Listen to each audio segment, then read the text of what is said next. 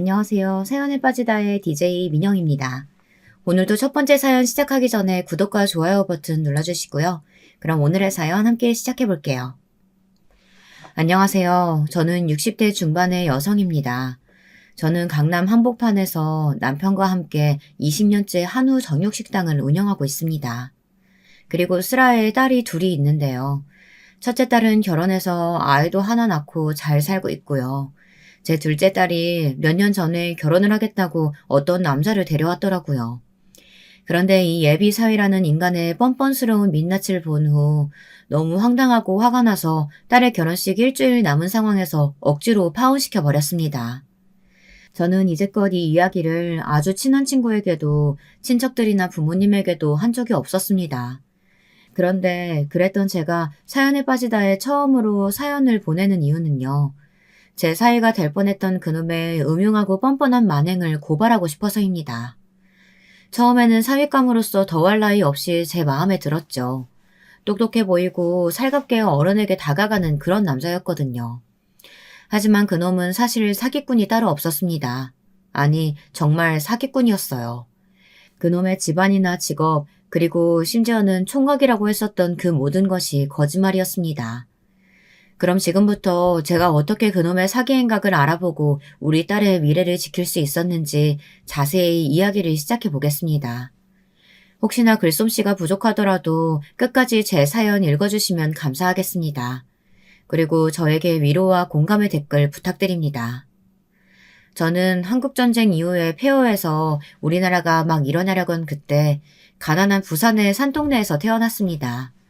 아버지는 연탄 배달을 하셨고 어머니도 리어카를 끌면서 고물이나 폐지를 모아 고물상에 팔고 신문을 돌리는 일을 해서 아버지, 어머니, 저와 남동생, 네 식구의 생계를 꾸려나가셨습니다. 저의 부모님은 아직도 벽화동네인 그곳에서 살고 계십니다. 시내에 있는 좋은 집을 사드린다고 해도 마다하시고 말이에요. 그곳이 편하시다고 하시면서 죽기 전까지 고향에서 살고 싶다고 제가 아무리 서울로 올라오시라고 해도 말을 안 들으세요. 아무튼 저와 2살 밑에 남동생은 그 부산의 꼬불꼬불한 파란 버스가 다니는 길로만 산 아래로 내려올 수 있었어요. 가난해서 당연히 차도 없었고 자전거조차 저희에게는 사치였으니까요. 아니면 아침 일찍 일어나 걸어서 내려와야만 학교를 갈 수 있었습니다. 그렇게 고등학교까지 졸업한 저는 부산의 명동이라고 불리는 서면의 한 수협에서 첫 사회생활을 시작했습니다. 저는 상고를 나왔는데 그때 당시 상고 나온 여학생들의 최고의 취업지는 은행이었어요. 저 역시 학교 성적이 좋아 수협에 취직이 되었습니다. 제 부모님은 제가 은행에 취직을 했다니까 눈물까지 흘리면서 기뻐하셨어요. 집안이 가난해서 크게 뒷바라지도 해주지 못했는데 좋은 자리에 취직까지 성공했으니 얼마나 기쁘셨을지 저도 알 수 있었습니다. 매일 힘든 노동으로 고생만 하시는 부모님을 보다 못해 저도 정말 열심히 노력해서 취업을 한 것이었거든요.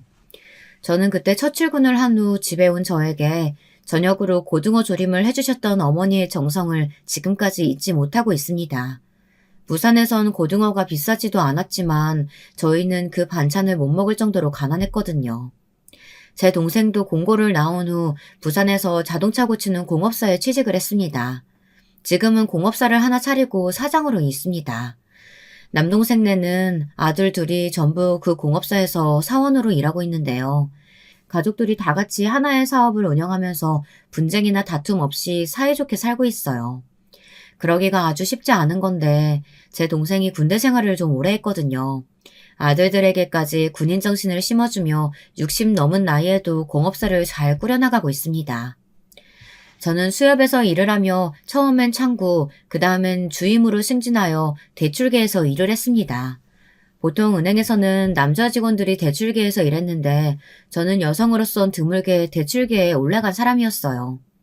그러다 보니 제 성격이 좀 대범하고 자잘한 일에는 잘 신경을 쓰지 않습니다. 애들에게도 그런 가정교육을 시켰고요. 오히려 제 남편의 성격이 좀 섬세하고 나쁘게 말하면 잔잔한데 신경 쓰는 쪼잔한 사람이에요. 본인은 그런 말을 하면 화를 벌컥 내지만 말이에요. 어쨌든 그 당시에 수협에 다니는 여직원은 준매쟁이 아줌마들의 1순위 신부감이었습니다. 그래서 욕심이 생긴 어머니는 잘 아는 동네 아주머니에게 저의 선자리를 부탁하신 것이었습니다. 나중에 그 사실을 알게 된 저는 어머니에게 그런 일을 왜 저와 상의도 하지 않고 먼저 얘기했느냐고 물었어요. 사실 저는 중매로 시집을 가고 싶지 않았거든요. 저는 제 평생을 함께할 남자인데 다른 사람의 눈으로 보고 골라야 된다는 게 이해가 되지 않았습니다.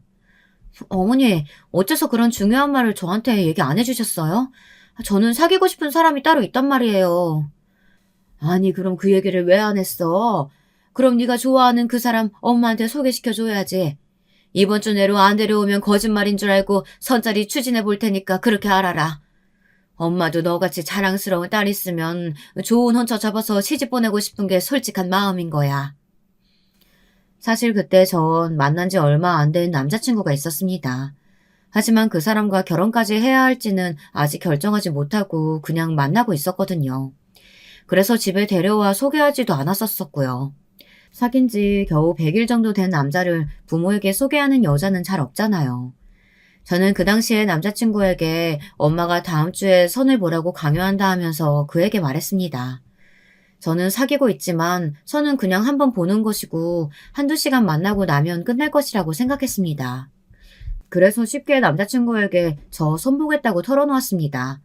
그런데 그 사람은 펄쩍 뛰면서 반대를 하더라고요. 제가 너무 남자 만나는 걸 안일하게 생각한다면서 말이에요. 사실은 그때 사귀고 있던 남자가 제 남편인데요. 남편은 화를 내며 절대로 선은 보지 말라고 자기가 그냥 어머니께 인사를 드리겠다고 했습니다. 그리고 이틀 후 바로 남편은 우리 집에 인사를 드리러 와 우리 부모님께 점수를 아주 많이 따고 돌아갔습니다. 아니 경희야, 왜 이런 멋있는 남자 사귄다고 말을 못했어? 내 다음 주에 있을 선은 파토낸다고 아줌마에게 전화할게. 어디로 봐도 멋있는 남자구나. 잘했네, 잘했어. 그래, 군대는 어디로 갔다 왔다고? 해병대? 오, 그럼 남자답겠네. 남자 하나는 잘 골랐네, 우리 딸이. 그래, 그럼 상견례 날짜 한번 잡아봐라. 그 이후 남편의 불도저 같은 추진력으로 결혼 준비며 양가 상견례도 일사천리로 진행이 되었습니다. 남편은 부산 시내에서 유명한 횟집 아들이었고 우리 은행의 VIP 고객이었습니다. 그 말을 듣자 제 친정엄마는 진작 그 이야기를 안 했다면서 저에게 나중에 두고두고 잔소리를 하셨습니다. 그런 좋은 사윗감을 놓칠 뻔했다면서 다행이라고도 하셨어요. 시댁이 부자면 혹시 그렇게 생각하는 분들도 계실까 해서 미리 말씀드리는 건데요. 저희 시부모님은 정말 착한 분들입니다. 막장 시어머니의 괴롭힘이나 머리채 잡고 싸우는 고부 같은 건 저에겐 완전 먼 나라의 이야기였습니다. 지금은 두 분 다 돌아가셨지만 시어머니께선 저에게 입버릇처럼 말씀하시곤 했습니다. 너무 잘하려고 할 필요 없다면서 그저 아들 부부가 의좋게 잘 살기만 바란다고 말이에요. 20년 전에 저는 직장을 그만두고 남편과 함께 한우 전육 식당을 개업하였습니다. 그 때문에 서울에서 살게 된 이후부터 시어머니께서는 굳이 시댁에 오지 않아도 된다고 하시더라고요. 저희 시어머니도 횟집을 오래 운영하시다 보니까 가게가 얼마나 바쁜지는 다 알고 계셨던 거예요. 예, 며느라, 너희들이 서울에서 식당 개업한다고 하니까 이 시애미는 마음이 참 좋구나. 앞으로 바쁘고 명절에도 쉴 수 없을 텐데 집에 꼭 오지 않아도 돼. 식당은 명절에도 장사가 잘 되잖아. 앞으로 열심히 일해서 돈 많이 벌어라. 어머니, 그래도 명절 당일에는 시댁에 와야죠. 며느리 된 도리로 어떻게 그래요. 어머니, 아버님께 인사는 드리고 갈게요. 저는 사장이 되었지만 서빙이나 주방을 모두 직원들에게 맡기지는 않았습니다. 홀이 바쁘면 홀에 가서 서빙도 하고 주방이 바쁘면 주방에서 고기를 썰거나 반찬을 만들기도 했습니다. 그래서 겉으로 봐서는 제가 사장인지 그 식당에서 일하는 종업원인지 알 수 없는 상황이 오기도 합니다. 실제로 많은 손님들이 저를 일하는 사람으로 착각하고 막대했다가 나중에 미안하다고 사과를 한 적도 많이 있었습니다. 게다가 부부가 모두 식당에 매달려 있다 보니까 제 딸들은 중학교 때부터 집에서 저녁을 먹어본 적이 없었어요. 항상 우리 가게에 와서 먹거나 밖에서 사 먹었어야 했죠. 그런 부분은 우리 딸들에게 아직도 미안하기는 합니다. 처음에 남편은 정육식당을 부산에서 운영하자고 했습니다. 하지만 저는 저만의 가게를 서울 한복판에 제일 장사 잘 되는 곳에서 운영하고 싶었습니다. 그래야 제가 목표한 돈을 많이 번다는 목적을 하루라도 빨리 달성할 수 있을 것 같았습니다. 그리고 처음에는 오시는 손님들에게 무조건 조금이라도 서비스를 주며 단골 장사에 박차를 가했습니다. 처음엔 조금 손해본다고 생각할 수도 있지만 우리 집 고기 맛을 한 번 본 사람들은 두 번, 세 번은 물론이고 3대가 같이 오시는 단골까지 있거든요. 그런 단골 손님들을 붙잡아야 했어요. 그 덕분에 저는 단골 장사로만 3년이 지나자 식당 투자금을 모두 뽑아낼 수 있었고 순수한 흑자를 기록했습니다. 그리고 10년이 지나자 저의 식당 점포를 제 소유로 가질 수 있었죠. 매달 내던 임대료가 없어지니 오히려 돈을 모으기가 더 쉬워지더라고요. 제가 40대 초반에 식당도 개업하고 그 식당이 장사가 잘 되어서 제가 임대하고 있던 건물을 샀거든요. 그리고 강남대로 사거리에 있는 제 식당 건물은 처음 샀을 때보다 거의 10배가 올라 있었습니다. 그렇게 되다 보니 남편도 저도 이제는 딱 은퇴를 하고 싶다는 생각이 들더라고요. 돈은 남은 평생 쓸 만큼은 있고요. 20년간 1년에 설 당일, 추석 당일 이틀만 쉬고 일요일도 없이 일을 했습니다. 그랬더니 몸도 지치고 인생이 덧없다는 생각이 들더라고요. 저도 딸내미를 결혼시키고 첫 손주를 보고 나니까 주말에는 손주 얼굴도 보고 싶고 좀 쉬고 싶더라고요. 그래서 저는 일주일에 이틀은 식당에 나가지 않고 여행을 다니든지 서울 시내에 가고 싶은 미술관이나 영화를 보거나 하는 시간을 가지게 되었습니다. 나에게 휴가를 주는 시간이라고나 할까요? 남편과 번갈아가며 이렇게 쉬게 됐습니다. 그러다 보니 식당 내에서 단골 손님들이 저의 안부를 물어보는 분들이 생겼어요. 저기 요즘 사장님 얼굴이 잘 안 보이네요. 혹시 어디 아프시대요? 아니에요. 우리 사장님 일주일에 이틀 쉬는데 오늘 쉬는 날이라서 그래요. 아픈데 전혀 없으세요. 요즘은 제 첫째 딸과 사위도 주말에는 식당에 와서 아르바이트를 하고 간답니다. 제 손자를 봐주고 딸이 대신 주방에서 일을 하고요. 사위도 불판이나 숯도 테이블에 배달하고는 합니다. 제 첫째 사위는 광화문에 있는 증권회사에 다니는데요. 주말에는 쉬기 때문에 저희 집에 와서 매주 저녁을 먹고 간답니다. 처음에는 우리 딸이 주말에라도 밥 안 하고 쉬게 하고 싶은 마음에 불러서 공짜로 소고기를 먹여주었지만 어느 날 제 사위가 그러더라고요. 아무것도 안 하고 밥만 얻어먹고 가는 것 같아 바쁘신데 죄송해서 주말엔 안 오겠다고요. 그래서 제가 사위에게 말했습니다. 그렇게 미안하면 먹은 만큼 일을 하고 가면 되는 거 아니냐고 말이죠. 딸과 사위는 그런 생각은 해본 적도 없었나 봐요. 그날부터 서투르게나마 가게에 보탬이 되겠다고 조금씩 일을 하더라고요. 사실 저는 농담으로 한 얘기였지만 애들은 또 그걸 진심으로 받아들였어요. 이제껏 한 번도 도와준 적 없어서 몰랐는데 식당 일이 많이 힘들다며 부모님들은 어떻게 이렇게 늦게까지 일을 하시냐고 놀라워하더라고요. 엄마, 몰라서 죄송해요. 난 세상에서 육아가 제일 힘든 건 줄 알았는데 서빙이랑 설거지도 이렇게 힘들 줄 몰랐어. 앞으로 많이 도와드릴게요. 우리 딸만 좀 잘 봐주세요. 그러게요, 어머니. 이렇게 힘든 일을 매일 하고 사셨으니 존경스럽네요. 주말마다 와서 일하고 갈게요. 다른 아르바이트생 뽑기 힘드시면 연락 꼭 주세요, 어머님. 첫째 사위는 금융 관련 직업을 가져서인지 좀 융통성은 없지만 아주 착한 사람입니다. 저희 딸이 결혼 전에 항공사 승무원으로 있었는데 그때 만났다고 하더군요. 자기들끼리 좋아서 연락처도 주고받고 2년간 사귀다 결혼을 했습니다. 저는 직장도 좋고 몸도 마음도 건강한 사이가 처음부터 마음이 들었고 우리 딸의 시부모님들도 딸이 마음에 들었다며 처음부터 양쪽이 다 좋아했습니다. 그래서 별 문제 없이 첫째의 결혼식은 무르르듯 진행이 되었다고나 할까요? 저는 첫째 사이가 잘 들어왔으니 남은 둘째 딸도 좋은 혼처에 시집갔으면 하는 욕심이 생기더라고요. 저는 첫째 딸을 결혼시키고 나서 둘째 딸에게 말했습니다. 너는 사귀는 남자 없느냐고요. 그러면서 언니같이 성공한 연애를 하라고 둘째 딸을 좀 압박했던 모양이에요. 나중에는 참다 못한 둘째 딸이 저에게 불평을 하기 시작하더군요. 엄마, 난 결혼 생각 아직 없다니까. 내가 30이 됐어, 40이 됐어. 아직은 그럴 때도 아니고 언니 하나 시집 갔으면 됐지. 무슨 욕심이 그렇게 많아요. 난 아직 결혼하고 싶은 마음 없으니까 그렇게 하세요. 네 언니랑 형부 잘 사는 모습 보면 부럽지도 않아? 애가 왜 이렇게 욕심이란 게 없어. 말이 나왔으니 말이지만 여자는 생애 반은 부모 잘 만나서 사는 거고 나머지 반은 남편 잘 만나서 잘 사는 거야. 제가 원래는 그런 사상을 가진 사람이 아닌데 딸만 보면 그런 고리타분한 말을 하고 있더라고요. 여자 팔자는 뒤용박 팔자이니 머리 좋고 예쁜 거 다 필요 없다고, 남자 잘 만나면 된다고 제 어머니가 했던 이야기를 그대로 읊고 있더라고요. 참 저도 못난 엄마였죠. 그러니 그 얼굴만 잘생긴 사기꾼 놈에게 홀라당 넘어갔겠죠. 지금 생각해보면 그놈은 제 딸의 주변을 맴돌다가 계획적으로 접근했던 게 틀림없어요. 제 둘째 딸이 남자들을 많이 못 사귀어봤던 좀 쏙맥 같은 아이였거든요. 그래서 무턱대고 자기를 좋아하고 떠받들어주는 남자를 아무 의심 없이 믿었던 것 같습니다. 아무튼 그 남자는 제 딸의 연인이 되기 위해 입에 발린 거짓말을 하고 칭찬도 하고 그랬던 것 같습니다. 처음엔 제 딸은 자기를 예쁘다고 말하는 그 사람을 믿지 않았습니다. 믿기는커녕 정말 눈이 삔 거 아니냐고 막말하면서 그 사람을 떼어내려고 했었답니다. 사실 엄마인 제가 봐도 제 둘째 딸은 엄청 예쁜 얼굴은 아니거든요. 하지만 그놈은 제 딸을 이미 타겟으로 삼았으니 딸의 주변을 맴돌면서 어떻게든 엮여보려고 발버둥을 쳤더라고요. 제 딸이 좀 비싼 차를 타고 다니고 좋은 회사를 다니니까 그것 때문에 그놈이 달라붙지 않았나 하는 생각이 듭니다.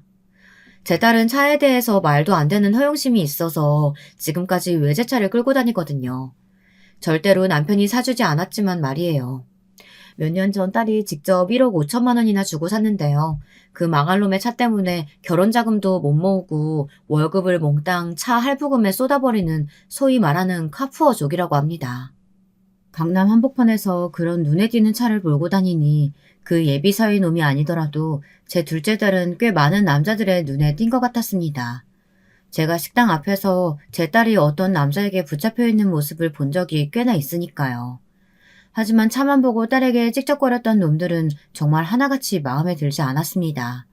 그도 그럴 게 어디서 생 양아치처럼 생긴 남자들이 주로 말을 걸어오거나 차를 보면서 휘파람을 불곤 했거든요.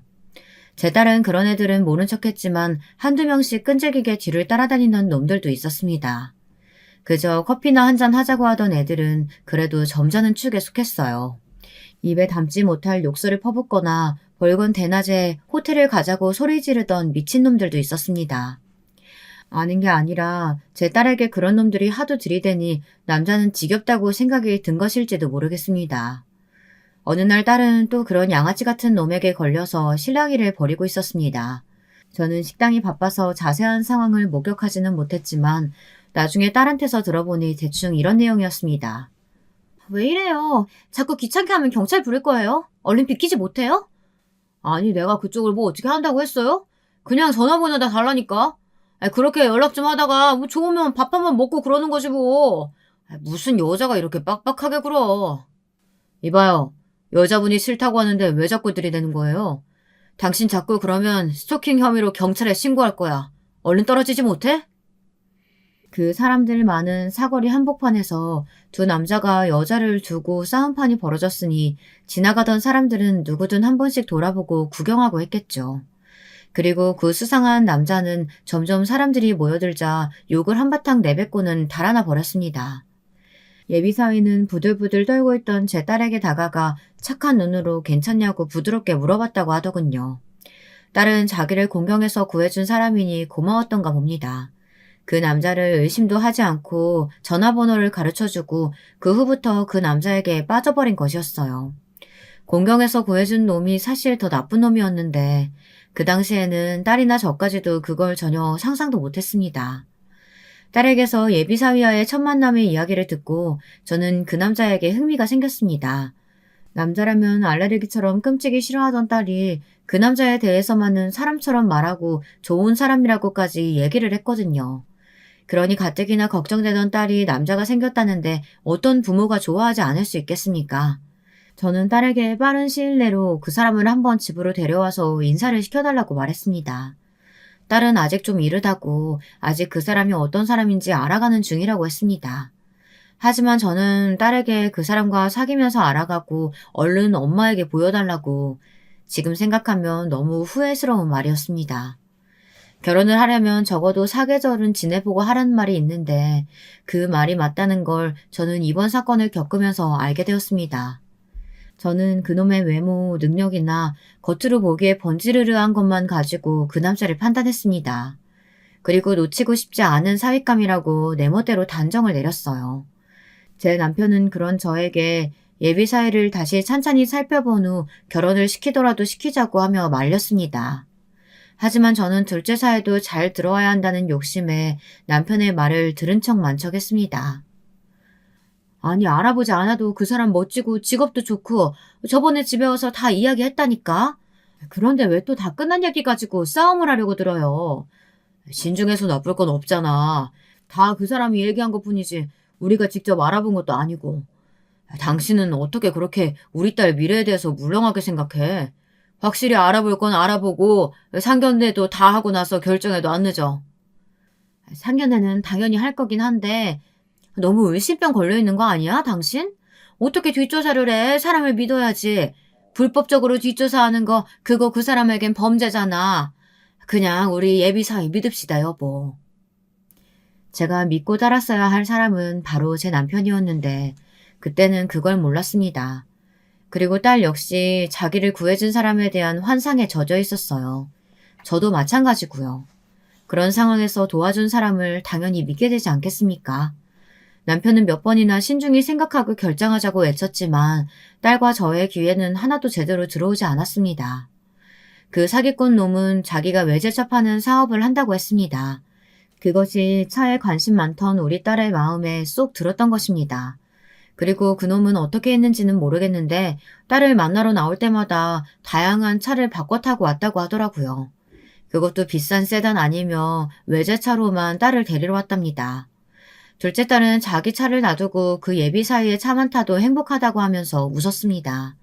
그리고 집에 와서 온통 그 사람 얘기하고 어딜 갔다 왔다느니 뭘 했다는 얘기도 하니까 저도 사위에 대한 기대를 안 할 수가 없더라고요. 엄마, 요즘에 그 사람이랑 데이트하면서 정말 살맛이다. 그 사람은 어떻게 내가 좋아하는 것만 잘 알아서 딱 맞춰서 데려갔는지 몰라요. 오늘도 자동차 모터쇼에 갔다 왔어요. 나 이 사람이라면 정말 취미도 맞고 얼굴도 내 취향이라 잘 살 수 있을 것 같아요. 어머, 그러니? 그렇게 좋은 사람이면 엄마한테 한번 데리고 와봐. 말 나온 김에 이번 일요일에 집에 한번 데려와. 인사하고 상견례 날짜 잡아보자, 응? 내가 너만 시집 잘 가면 근심이 하나도 없을 것 같아. 그 예비 사위는 딸과 3개월 정도 사귀자마자 조바심을 내며 상견례를 하자고 하더랍니다. 딸은 조금 신중히 생각하고 싶었지만 제가 너무 좋아하는 모습을 보고 얼른 인사를 시켜드리고 결혼하자 마음을 먹은 모양이었습니다. 하긴 제가 딸에게 그 남자 놓치면 다음엔 남자 만나기 힘들 거라고까지 얘기를 했으니까요. 지금은 너무나 딸에게 미안한 마음뿐이네요. 좀 더 우리 딸을 믿지 못하고 저 역시 결혼을 너무나 쉽게 생각했습니다. 첫째 딸이 정말 단기간에 결혼을 성공하고 지금까지 잘 살고 있었기 때문에 둘째도 그럴 거라고 믿어 의심치 않았습니다. 저는 딸에게 상견례 하기 전 예비사위를 데리고 집에 와서 저녁이나 먹고 가라고 말했습니다. 식당에서 보고 싶기도 했지만 그래도 일하는 직원들에 대한 예의가 아니라고 생각했습니다.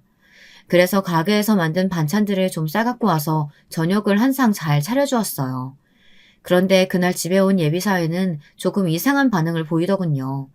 딸에게 어디 사느냐고 꼬치꼬치 묻고 좋은 동네 사니까 집에 좋을 거라고 멋대로 상상을 했었던 모양이에요.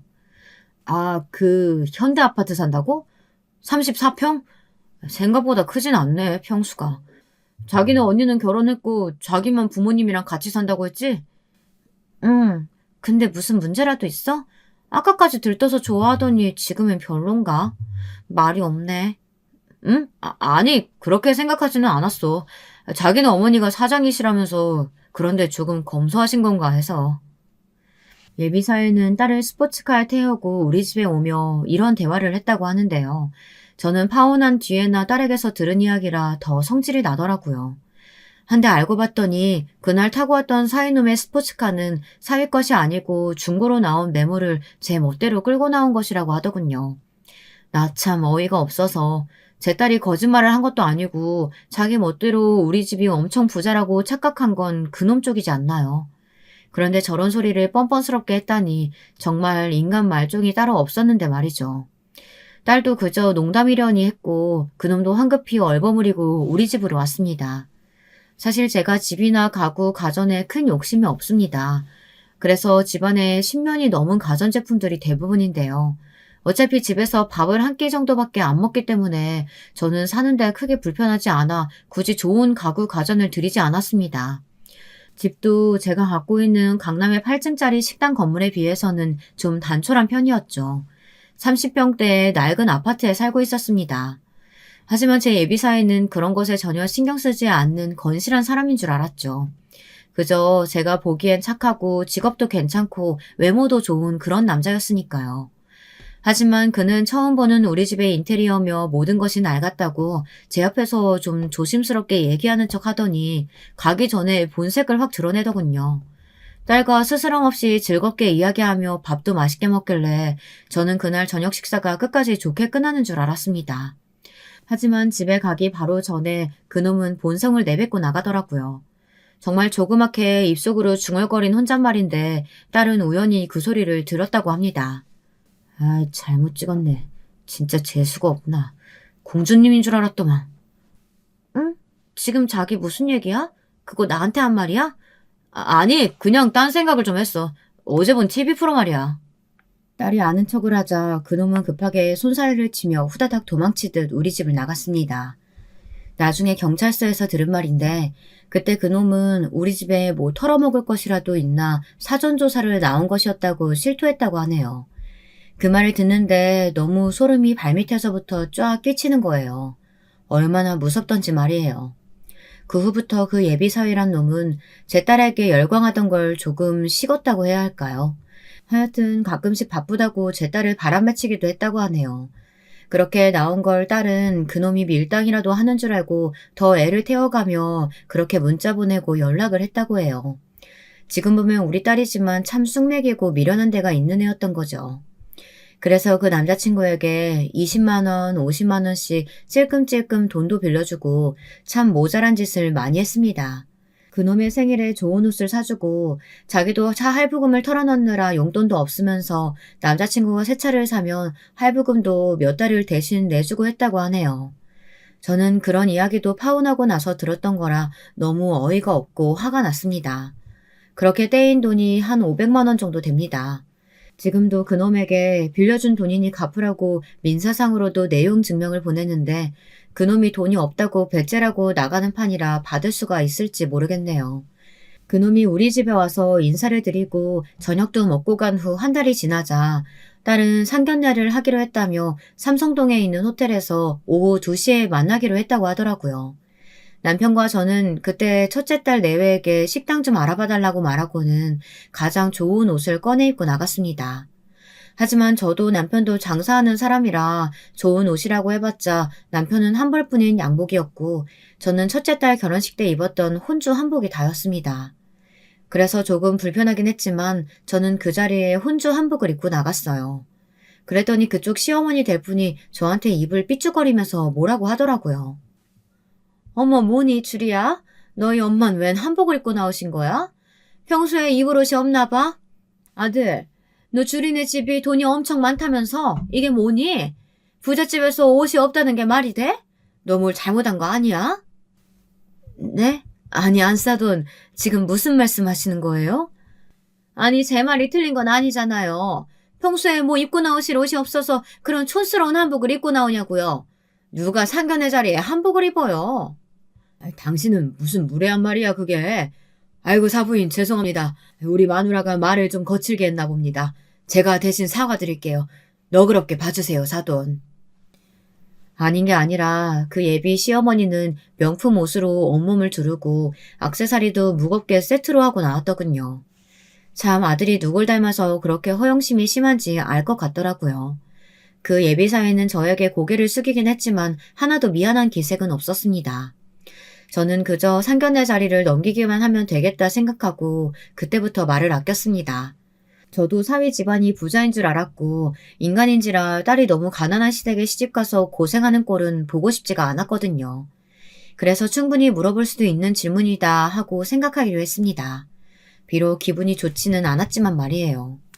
한데 그 시어머니 될 여자는 어찌나 수다스럽던지 저는 1시간 가까이 일방적으로 듣기만 해서 귀에서 피가 날 정도였습니다. 그것도 다 자기 집안 자랑, 아들 자랑 뿐이니 제가 얼마나 기가 막혔는지 여러분들도 아실 것이라 짐작이 되네요. 저는 그날 먹은 음식들이 뭐였는지 하나도 생각이 안 날 정도로 앞에서 침 튀겨가며 떠들어대던 딸의 예비 시어머니를 견뎌내야 했습니다. 저도 말을 안 하는 편은 아니었지만 그 여자 앞에서는 그냥 입 다물고 조용히 있는 게 낫겠다 싶을 정도였습니다. 옆에서 자기 남편이 그렇게 단속을 하는데도 고삐 뿔린 망아지 마냥 떠들어대는 시어머니를 딸도 역시 조금 버거워하는 눈치였습니다. 제 딸은 진짜 완벽 내형형 인간이라 그런 사람들 옆에 있으면 가만히 있어도 기가 빨리는 성격이거든요. 그래도 딸이 시어머니와 같이 살 건 아니니까 저는 그 일방적인 수다폭탄을 전부 들어주고 맞장구 쳐줬습니다. 그렇게 상견례가 끝나고 나니 정말 귀가 멍멍하더라고요. 확 늙어버린 기분도 들고 말이죠. 제 딸도 시어머니가 이렇게 말이 많으신 분인 줄은 몰랐다고 하더군요. 남편 말고 시어머니와 같이 산다면 돌아버릴 것 같다고 말하더라고요. 다행히 1년에 두세 번 명절 제사 때나 보면 된다고 저는 딸을 위로해 주었습니다. 하지만 그렇게 어찌어찌 넘어간 상견례가 몇 주일 지나기도 전에 그놈은 저희 식당에 와서 개 같은 인간성의 끝을 보여주고 가더군요. 그날은 월요일이었는데요.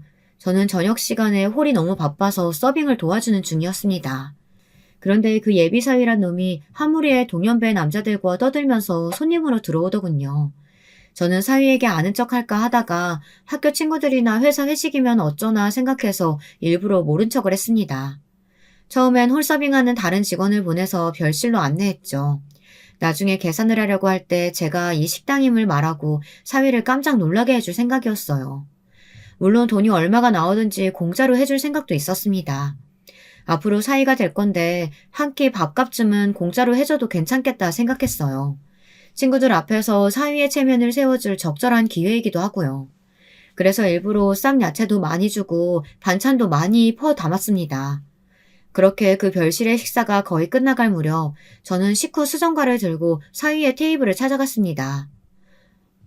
이제 보니까 손님들 우리 줄이 남자친구의 친구들인가 본데 오늘 제가 싹싹하게 미소를 지으며 수정과를 하나씩 서빙하려고 하는데 갑자기 그 예비사위라는 놈이 의자에서 벌떡 일어나 멍청한 표정으로 소리를 버럭 질렀습니다. 어머님, 주리가 어머니 분명 사장님이랬는데 혹시 여기서 서빙으로 일하고 계시는 거였어요? 진짜 그년 진짜 뭣도 없이 가난한 년이었어? 난 또 정말 부잣집 딸인 줄 알았는데. 아줌마, 나 아줌마 딸 주리랑 결혼 안 해. 내가 주리한테 얼마나 공을 들였는데 아줌마가 여기서 서빙 직원으로 일하고 있는 거 알았으면 애초에 당신 딸 같은 여자 만나지도 않았어. 고깃값 공짜라고 장모님이 쏜다고 말하려고 했던 저는 놀라서 눈을 휘둥그레 뜨고 경악해 어깨를 부들부들 떨었습니다. 그놈이 하는 소리가 너무 어이가 없고 열이 받는 거예요. 그래서 그놈의 헛소리를 바로 받아치지는 못했던 것이었어요. 감히 우리 둘째 딸을 뭘로 보고 그딴 헛소리를 짓거려대는지. 하기는 그 덕분에 제가 그 싹수노란 놈을 우리 딸과 결혼시키는 실수를 하기 전 떼어버릴 수 있었으니 어쩌면 다행이라고 할 수도 있겠네요. 그런데 제가 오래 돌아오지 않자 걱정이 되어 별실에 들어왔던 우리 직원이 그놈이 제게 소리치는 것을 다 듣고 하도 기가 막혀 저 대신 대답을 해주었습니다. 아니 이봐요. 당신 누군데 우리 사장님에게 함부로 말하는 겁니까? 우리 사장님이 여기 이 식당 오너예요. 그리고 이 건물 건물주라고요. 건물주. 뭘 알고 얘기하는 건 맞아요? 됐어 김군. 내가 해결할게. 이봐 너 말이면 다 아는 줄 알아? 저는 머리끝까지 화가 나서 방금 한 말을 주워 담으려고 어버버거리는 그놈의 멱살을 잡고 바닥에 확 패대기 쳤습니다. 그 자리에 있던 사위의 동창 친구놈들은 저놈 저럴 줄 알았다 이렇게 수군대며 팔짱을 끼고 이 사태를 지켜보고 있었습니다. 그놈은 친구들의 앞에서 망신을 단단히 당하게 된 것이었죠. 바닥에 엉덩방아를 찍고 쓰러진 그 예비사위란 놈에게 저는 삿대질을 하며 힘주어 똑똑하게 말했습니다. 야, 이 싸가지 없는 새끼야. 너 우리 주리를 돈으로만 보지? 그러니까 그런 개같은 소리가 거르지도 않고 그냥 터져나오지. 너야말로 잘 들어. 다시는 우리 딸내미한테 찍접대지 마. 이 근처로 얼씬도 하지 말고. 내가 이 8층짜리 건물 건물주거든? 그리고 이 고깃집 20년째 여기서 연매출 10억씩 찍는 식당인 걸 너도 알겠지? 너는 지금 방금 엄청난 봉을 놓친 거거든. 그러니까 혓바닥 조심해. 알았어? 다시 우리 주리 주위에 얼쩡대면 경찰서에 신고할 거야? 얼른 꺼져. 그리고 여기서 먹은 고깃값 50만 원 네가 다 내고 가라. 알겠어? 어머님. 저 지금 정말 말실수한 거예요. 잘못했습니다. 어머니 제발 용서해 주세요. 저 주리 너무 사랑합니다. 주리 없으면 저 못 살아요. 용서해 주세요. 갑자기 마루바닥에 무릎을 꿇고 두 손 모아 싹싹 빌기 시작하는 사이놈의 행태를 보던 친구들은 그놈에게 한 대씩 발길질을 하거나 뒤통수를 치며 가게를 나가버렸습니다. 으이구, 이 병신 새끼. 너는 고딩 때부터 입이 화근이었어. 또 그럴 줄 알았다, 내가. 이 미친 새끼야. 나한테 연락하지 마, 이제. 에휴, 이 병신 찌질이 같은 새끼. 아직도 너 사귀던 여자한테 삥 뜯고 다니면서 살고 있냐? 내가 예저녁에 너랑 연을 끊었어야 하는데 이런 꼴 다 보고 나서 끊으려니까 불쌍하다, 야. 잘 살아라. 내가 돈 줄게. 고깃값에 보태 써라. 이렇게 돈 5만 원 던지고 나가는 친구, 바닥에 침 뱉고 나가는 친구 등등 그날의 사위놈은 동창 모임에서 완전히 매장당하고 말았습니다. 그걸로 저는 사적인 복수를 다할 수 있었고요. 당연히 그놈은 그날의 식대도 계산 못하고 무전 취식으로 경찰에 잡혀 들어갔습니다. 그런데 알고 봤더니 그놈이 제 딸한테만 그런 게 아니고 여러 여자들을 등쳐먹고 다닌 사기꾼 새끼였단 거예요. 제 딸한테 했던 방법으로 다른 여자들도 만나고 다니며 좋은 차로 꼬셔내고 그 차값을 달마다 대신 갚아달라는 식으로 돈을 뜯어냈던 거였습니다. 게다가 그놈은 서류상으로도 유부남이었어요. 경찰에 신고당한 후 신원조회를 하는데 그런 사실도 막 쏟아져 나오더라고요. 저는 정말 머리가 아프더군요. 게다가 진술을 하다 보니 그놈의 사기 한각에 놀아간 다른 피해자들도 쏙쏙 밝혀졌습니다. 저는 이 기가 막히고 어이없는 사실을 딸에게 전화로 알렸습니다. 네 남친이란 놈이 우리 식당에 와서 무전취식을 하려다 걸려서 경찰서에 있다고 말이죠. 딸은 정말 놀랐나 봐요. 이 미친 새끼가 너 유부남이었어? 내가 어떻게 너 같은 새끼한테 속아서 여기까지 왔는지 내가 미친년이지. 아휴, 당장 파혼이야. 너 다음에 감방 가서 나와도 나 마주치지 마라. 다시 만나면 내 손에 죽는다. 경찰서 유치장에 갇힌 채로 눈물을 흘리고 있는 그놈의 뒤통수에 대고 우리 딸은 화난 얼굴로 소리를 질러댔습니다. 그놈의 실체를 제 입으로 듣고 경찰서로 달려왔던 우리 딸은 처음엔 제 말을 믿지 못해 눈으로 직접 확인해봐야겠다고 하더니 실제 초라한 그놈의 면상을 보고 오만 정이 다 떨어졌나 보더라고요. 차라리 잘 됐어요. 아무런 미련 없이 그놈을 우리 딸 인생에서 딱 잘라냈다는 것만 해도 저는 성공한 거라고 생각합니다. 정체가 까발려지다 보니 그놈은 만으로는 물론이고 3살짜리 애까지 있더라고요. 여러분, 세상에 이런 못된 사기꾼 놈이 우리 딸을 속였다니 제가 얼마나 화가 났겠습니까? 저는 정말 잘나가는 변호사를 고용해서 그놈에게 혼인 빙자 사기죄로 무거운 형량을 때려달라고 했습니다. 그뿐만 아니라 민사소송으로 위자료도 받아냈습니다. 하지만 그놈은 능력은 없고 빚만 엄청 가진 놈이라 아직도 위자료는 전행 집행되지 못하고 남아있습니다. 그놈의 부모가 저희 집으로 찾아와 제발 합의해달라고 빌었지만 저는 절대 들어줄 생각이 없습니다. 마음 같아서는 그 노인네들도 싸잡아 사기꾼으로 고소하고 싶었지만 정확한 물증이 없으니 어쩔 수 없더군요. 그 어처구니 없는 일이 일어난 지 이제 1년이 다 되어서야 사건이 종결되고 그놈은 깜빵으로 들어갔습니다. 제 딸뿐만이 아니라 다른 여성 피해자들까지 그놈이 구속되었다는 소식을 듣자 저와 우리 딸에게 감사 인사를 하려고 연락이 왔습니다. 다들 그놈의 꼬리를 잡은 건 정말 다행이라고 생각한다고 하더군요.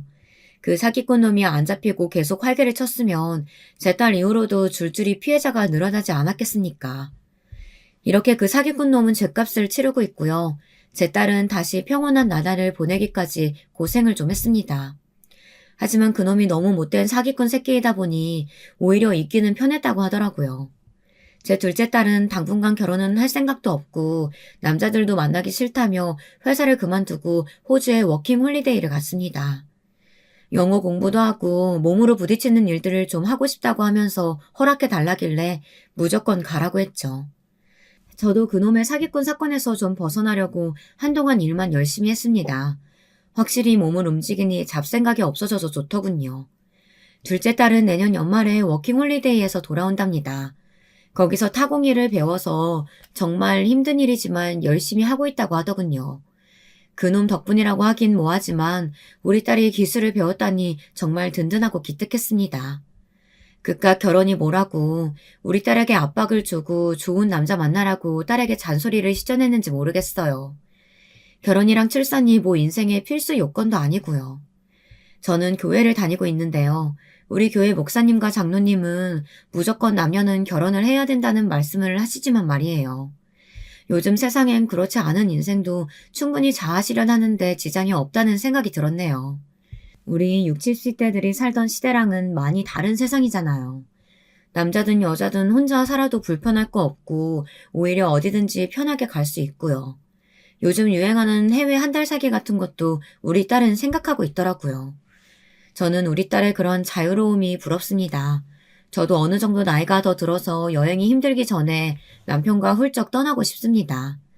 둘이서 해외 한 달 살기나 국내 여러 지역에서 한 달, 두 달씩 사는 그런 생활도 해보고 싶네요. 70 넘으면 다리 힘이 없어서 그러기 쉽지 않을 테니까요. 남편도 제가 그런 생각을 하는 걸 알고 있고 우리 아버지 어머니나 노안으로 돌아가시게 되면 그렇게 하자고 얘기하더군요.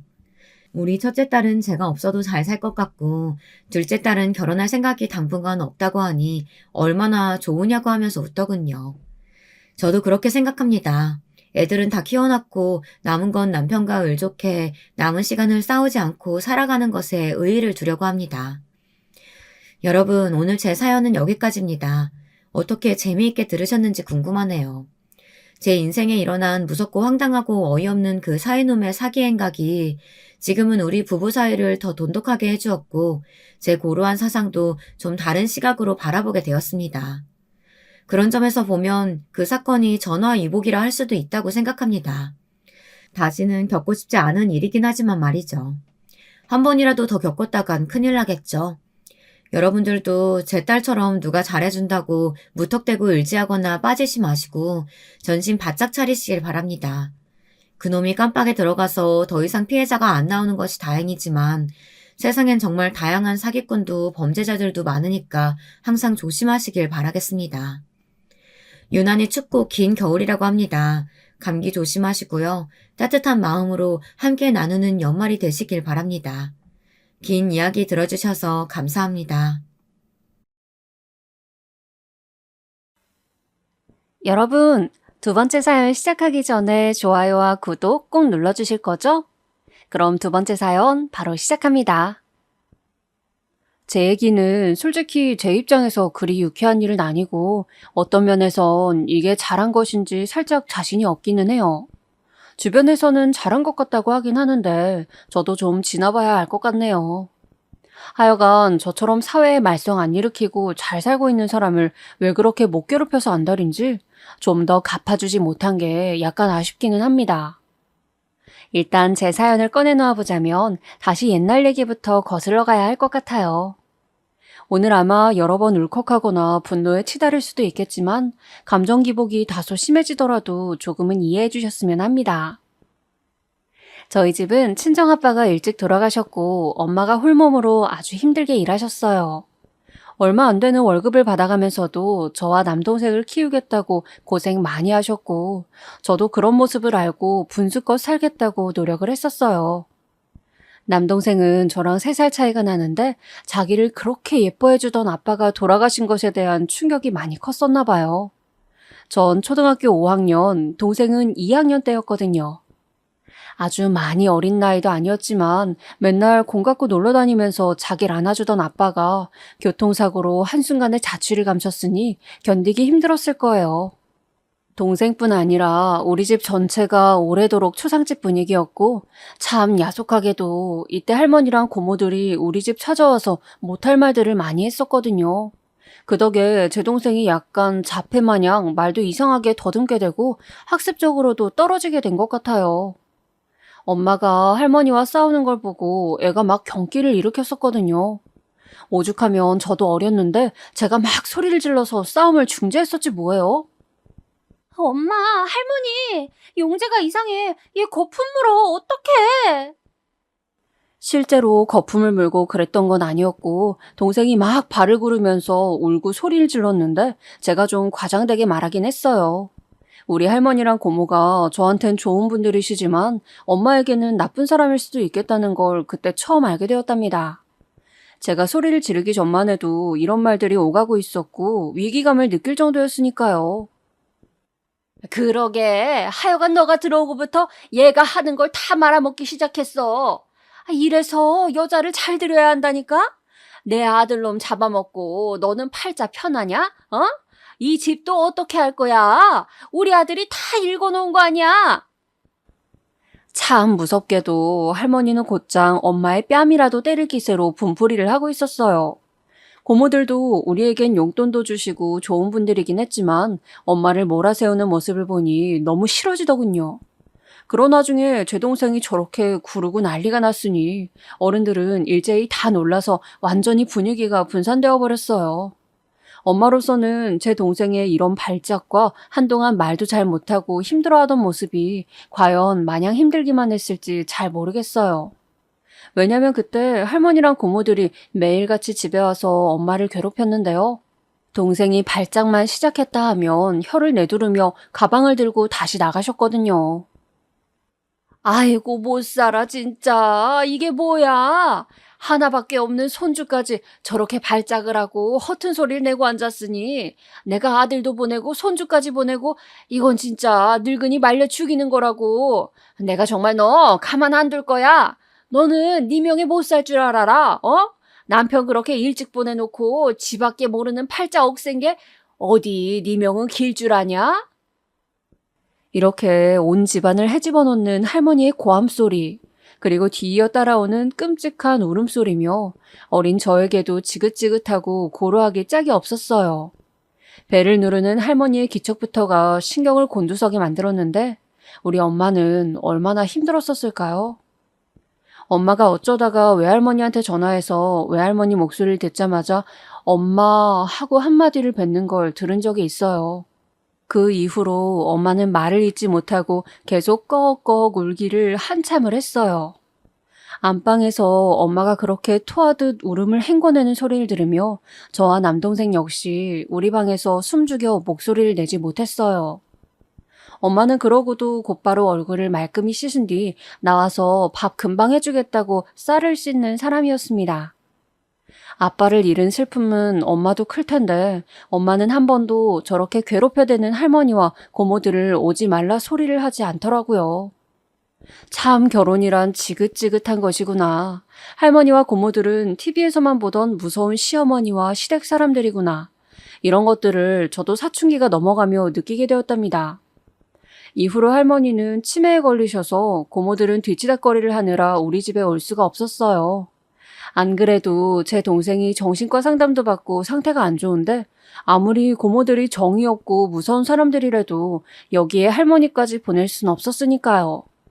그러니 제가 생각할 때 그 지옥 같은 시집살이와 괴롭힘에 있어 엄마에게 아들인 제 동생의 지병은 어쩌면 차라리 조금은 숨통을 트이게 해주는 것이 아니었을까 싶더군요. 그 덕분에 시댁 식구들이 더 가까이 하지 못했으니까요.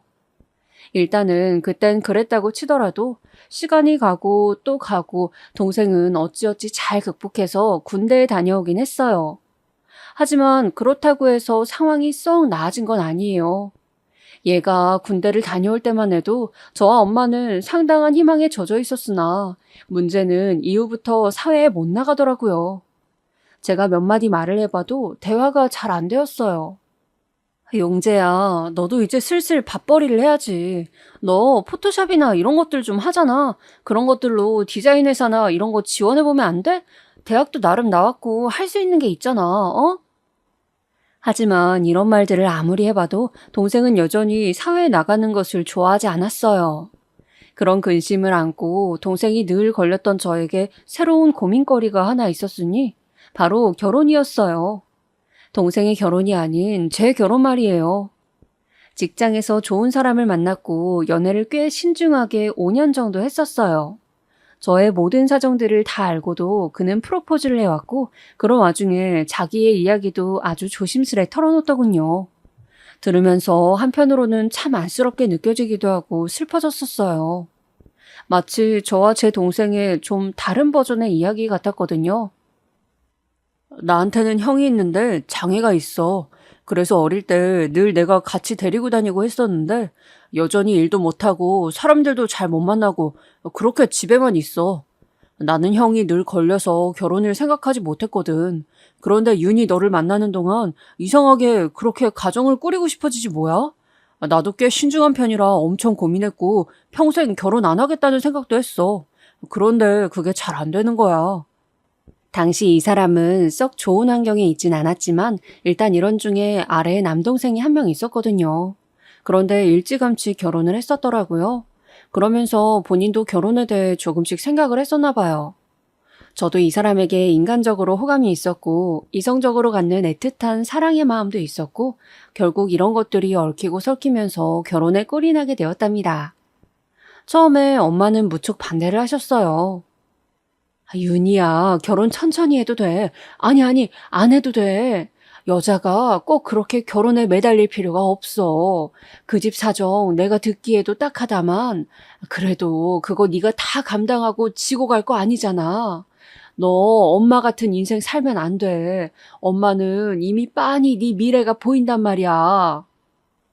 이 말에 저도 얼마나 가슴이 턱턱 막히고 고구마 먹은 것 같던지 내가 생각해도 엄마 말은 틀린 거 하나 없는데 왜 이렇게 결혼에 이끌리나 싶었어요. 결국 결혼 전날 눈이 퉁퉁 붓도록 울던 엄마와 역시나 결혼식 날 당일에도 둘이 너무 부둥켜 안고 울어서 제 하객이었던 친구들도 머쓱했었답니다. 아무튼 그렇게 결혼하고 난 뒤 실제로 엄마가 말했던 현실들이 제 눈앞에 부채살을 착 펼치듯 사라랑 열리지 뭐예요. 다름 아닌 저희 시어머니 말이에요. 뭐랄까, 다행히도 아버님은 바쁘셔서 그런지 몰라도 집안일 돌아가는 것엔 크게 관심은 없으셨단 말이에요. 그런데 어머님은 되게 본인 자식들 사이를 왔다 갔다 하시면서 정치질을 하시더라고요. 본인의 아픈 큰아들은 그렇게 애달아 죽겠고 막내 아들은 여자같이 반반한 얼굴이니 너무 이뻐 죽겠고요. 게다가 장가까지 일찍 가버렸으니 더 애틋한 거예요. 헌데 그 사이에 낀 우리 남편은 무슨 장남대하듯 모든 책임을 다 지우려고 하고 함부로 말씀을 하시더군요. 진짜 남의 집 딸인 며느리보다 자기 자식인 아들을 저렇게 무시하는 경우는 처음 봤어요. 정철이 너 이번에 집 이사하는 거 알지? 너 장가 가서 네 몸만 쏙 나갔다고 입 씻으면 안 된다 너. 그간 먹여 살려주고 키워주는 애를 남자라면 알아야지. 니들 집은 집이고 부모랑 형은 쓰러져가는 집에 사는 거 볼 거 아니잖아? 그런 게 다 죄가 되는 거야. 네 마누라랑 잘 상의해서 얼마 보탤 건지 알려줘라. 아예 대놓고 이렇게 돈을 뜯어가다뇨. 심지어 시댁에선 남편이 그 작은 빌라 하나를 구해 얻을 때까지 돈 1,000만 원도 대주지 않으셨어요. 축의금 계산할 때에도 남편 앞으로 들어온 것 저희한테 조금도 넘겨주지 않으셨고요. 오롯이 전부 시댁에 다 가져가고 손도 못 대봤어요. 하다 제가 너무 답답해서 남편에게 당신도 참 불쌍하다고 말을 했더니 이때 남편이 아주 생뚱맞은 얘기를 꺼내는 거예요. 솔직히 심증은 있을 정도로 아주 험악한 자식 차별이긴 했지만 이건 너무나 납득이 되어버리는 슬픈 진실이었어요. 동시에 남편이 더더욱 불쌍했고요. 저기 이런 말을 너무 늦게 해서 미안해. 그런데 나도 참 어떻게 말을 해야 할지 모르겠더라. 이런 얘기 나 말고 다른 사람한테 해보는 게 처음이어서 말이야. 친구들도 이런 내용을 모르거든. 뭔 말을 하려고 저렇게 뜸을 들이나 했는데 뜸을 들일 만한 얘기였었더라고요. 사실 나는 어머니의 친아들이 아니야. 어머니가 따로 계셔. 그런데 너무 어릴 적일이라 어디 계신지 모르겠어. 솔직히 찾지도 않으시는 것 같아. 나도 지금 어머니 때문에 너무 마음고생을 해서 그런지 날 두고 가신 친어머니가 그렇게 보고 싶지 않아. 원망감이 더 큰 것 같아. 세상에 친자식이 아니었다뇨. 이 사실을 들으니 너무 놀랍기도 하고 사실 시댁과 그리 왕래가 잦은 게 아니니 중요한 내용이 아닐 수도 있지만 어쨌든 참 충격적이더라고요. 좀 너무 야멸찰 만큼 우리 남편만 차별하시기에 그냥 혼자 속으로 슬쩍 생각하고 넘겼던 얘기이긴 해요. 근데 설마 이게 사실일 거라곤 진지하게 생각해 본 적이 없었는데 말이에요. 난 진짜 뭐랄까, 소위 눈칫밥이란 걸 너무 많이 먹고 자란 것 같아. 그래서 처음에도 당신 눈도 잘 못 쳐다보겠더라고. 물론 너무 예뻐서 연애하고 싶은 마음에 그랬던 것도 있지만 말이야. 혹시 날 싫어하면 어떡하지? 마음에 안 들면 어떡하지? 내 어떤 태도가 거슬리면 어떡하지? 이런 것들을 자꾸 생각하게 되나 봐. 이 말을 들으니 남편이 너무 안쓰럽게 생각이 되어 안아주게 되더군요. 왠지 모르게 제 남동생이 생각이 나는 거예요. 제 동생은 이런 배경은 아닐지라도 어쨌건 부모의 부재로 인해 그리고 요란스러운 주변 환경이었던 할머니와 고모들의 만행으로 인해 꽤나 스트레스를 심하게 받았어요. 그걸로 자폐 현상도 왔었고 우리 남편은 그 정도는 아니라지만 어쨌건 엄청 눈치 보며 늘 눌려서 자라왔던 거예요. 우리가 같이 결혼해서 집을 구할 때도 오롯이 남편이 개미처럼 열심히 모아둔 돈과 제 돈을 같이 보태어 빌라를 얻게 되었어요. 이건 시댁에는 비밀로 한 것이지만 저희 친정엄마가 사주신 빌라 건물이 있었거든요. 거기 2층에 들어가게 된 거예요. 근데 굳이 비밀로 할 필요도 없었던 게 시댁에서는 정말 놀랄 만큼 둘째 아들인 우리 남편의 결혼에 대해 관심이 없더라고요. 며느리네 집이 어느 정도인지 이런 것도 별로 상관이 없고 그저 결혼할 돈이 있으면 우리 좀 줘라 이런 입장이었어요. 저한테도 어느 날 어머니가 앉혀놓고 비슷한 소리를 하시더군요. 얘, 니네 아주버님이랑 서방님 좀 봐라. 다들 사는 거 쉽지 않아.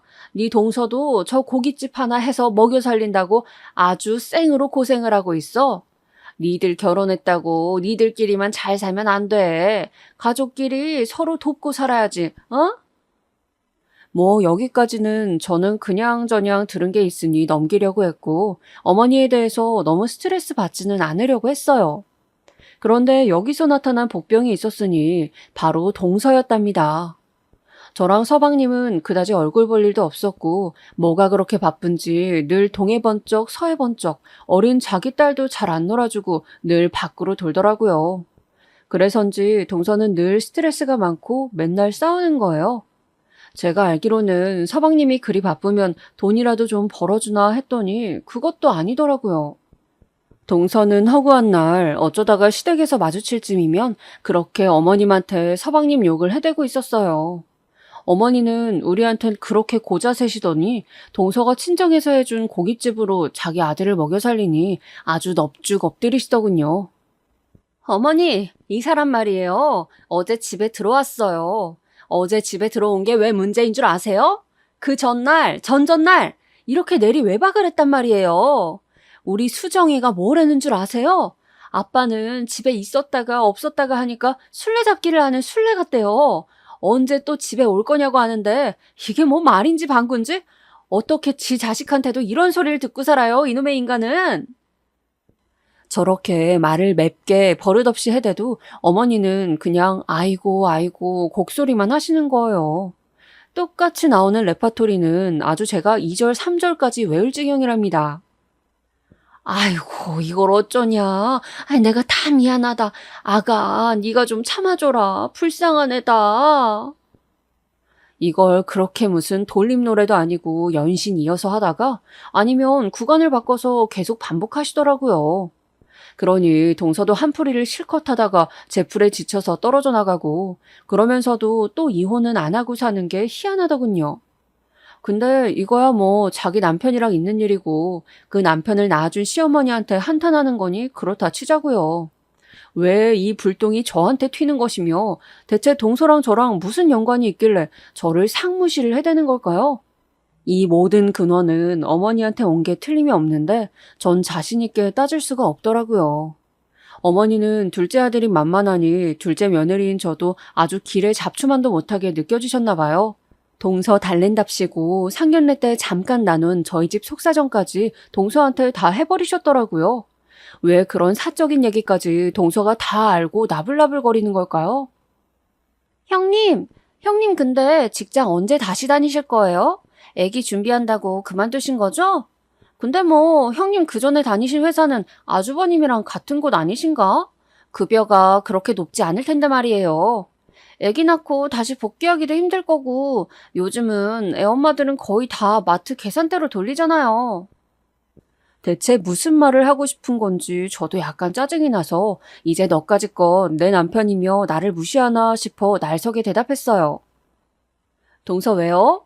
그야 뭐 제가 알아서 할 일이죠. 복귀할 수도 있고 아닐 수도 있고 정 필요하면 다른 직장 구하면 돼요. 나 그렇게 무능하지 않아요. 그러자 동서가 입을 삐죽거리더니 바로 빈정거리는 표정을 온 얼굴에 담더라고요. 순간적으로 이게 진짜 장난하나 싶어서 인상이 팍 찡그려졌어요. 그러더니 비로소 용건을 말하는데 처음에는 너무 어줍잖아서 즉시 거절해버렸어요. 남편이랑 얘기 나누기 전까진 말이에요. 아, 형님, 지금 저희 서빙이랑 이것저것 해주던 이모가 갑자기 그만둬 버렸거든요. 제가 잘해드릴 테니까 같이 좀 도와주시면 안 돼요? 사람 구한다고 여기저기 공고도 내놨고 그렇게 오래 안 걸려요. 딱 한 달만 같이 고생해주시면 돼요. 제가 아쉽지 않게 봉급도 잘 챙겨드릴게요. 네? 듣자마자 아주 반사적으로 저도 모르게 입모양으로 웃기고 있네라는 말을 찌끄리게 되더라고요. 그때 동서야 딴 데 보고 있어서 몰랐겠지만 제가 한 5초 만에 거절하는 바람에 분위기를 파악은 했나 봐요. 계속 슬슬 달래려 들더라고요. 아유, 그러지 마시고요, 형님. 당장 지금 일할 사람이 없어요. 저 우리 가게 애도 데려다 놓고 진짜 팔 빠지는 줄 알았다니까요. 우리 엄마가 고깃집 이거 준비하는 데나 돈 대줬지. 엄마가 와서 도와주지도 못해요. 진짜 사정이 안 좋고 이거 근근히 운영해 나가야 저희도 먹고 산단 말이에요. 형님도 계속 노시면 뭐해요? 돈 좀 벌어두시면 좋잖아요, 네? 이때는 정말 저도 뭔가 지저분한 것을 본 마냥 인상을 확 찌푸리고 됐다며 얘기를 끝내버렸는데요. 다음날 저녁 남편의 얘기를 들으니까 좀 마음이 안 좋아지는 거예요. 나 오늘 처남이랑 농구하고 왔어. 처남 농구 그렇게 좋아하는지 몰랐네. 왜 말을 안 해줬어? 어? 당신 오늘 용재 만났어? 둘이서 언제? 내가 처남한테 연락했지. 이번에 서류 만들다가 필요한 게 있어서 이런 것 좀 해줄 수 있냐고 연락했더니 해준다던데? 그래서 밥 먹고 카페에서 서류도 보고 소화시킬 겸 앞쪽 공원도 같이 갔어. 그런데 근처에 애들이 놀다가 농구공을 어디 찌끄리고 가버린 거야. 내가 공 좀 튀겼더니 처남이 자기도 공 달라고 하더라. 이러면서 제 동생이랑 같이 시간을 보낸 걸 얘기하는데 이 녀석이 생각보다 꽤 깊은 얘기를 지 매형한테 했었더라고요. 자기는 누나가 결혼한다고 했을 때 미안한 마음이 너무 컸다는 거야. 누나는 아마 모를 거라나? 그럼 내가 얘기해도 되냐고 하니까 마음대로 하라더라고. 무슨 말인가 했더니 글쎄 듣고 나서 저는 그만 엉엉 울어버리게 되었어요. 우리 엄마의 아들이지만 나한테도 내 아들인 마냥 뭔가 늘 아픈 손가락이었던 내 동생이었거든요. 누나가 맨날 자기만 신경 쓰느라 인생을 허비하는 것 같았대. 같이 살고 있으니까 늘 자기가 짐이 되는 것 같았나 봐. 누나도 결혼했으니 이제 제발 자기 인생 재미있게 살았으면 좋겠다더라고.